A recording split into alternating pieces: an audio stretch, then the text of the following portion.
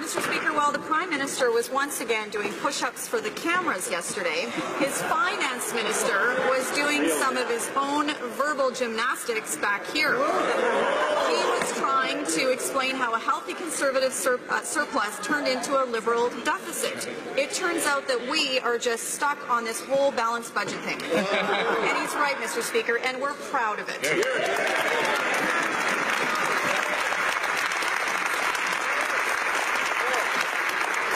My question to the Prime Minister is simple. Is he actually ever planning to balance the budget? Prime Minister. I thank the member opposite for bringing up an opportunity for me to talk about the Invictus Games and the extraordinary work this government is doing to support veterans, to ensure that there is an opportunity for all Canadians to cheer on the extraordinary valor, courage and strength of Canadian veterans. But obviously, on the issue of economic growth, we made it very clear during the election campaign that we're going to be investing in communities, we're going to be putting more money in the pockets of the middle class and those working hard to join it, because fiscal responsibility and indeed balanced budgets are important. The Honourable Leader of the Opposition. Well, Mr. Speaker, we've all heard of March Madness. Here's what the Liberals did in March by their own budget numbers. They took the $7.5 billion surplus we left them, spent every dime of it, and then spent another $5 billion on top of that in 1 month.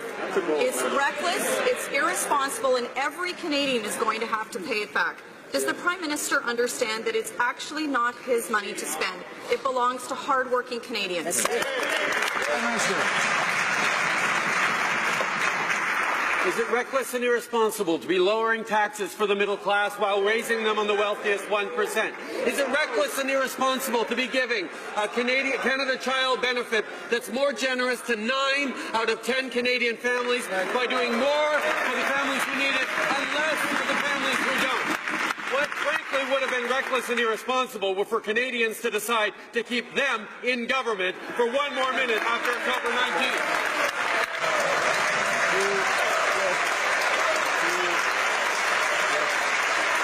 Honourable Leader of the Opposition.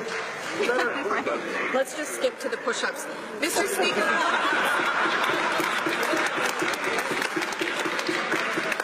Mr. Speaker, it's actually the job of the Prime Minister to at least try and keep spending under control. And the facts are clear. The Parliamentary Budget Officer and the Finance Department agree. Conservatives left this government a healthy surplus, and the Liberals have blown it.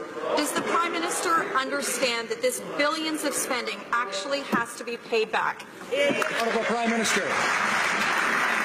I'm pleased that the member opposite now has discovered what apparently she thinks the job of the Prime Minister is, because the previous Prime Minister added $160 billion to Canada's debt with very little to show for it. Indeed, for 10 years we had lower economic growth than Canadians needed to have. We had underinvestment in our infrastructure, in our communities, in public transit. That is why this government is committed to making the investments in our communities that Canadians so desperately need, that businesses so desperately need, and putting more money into the pockets of the middle class and those working hard to join it. That's the job of the...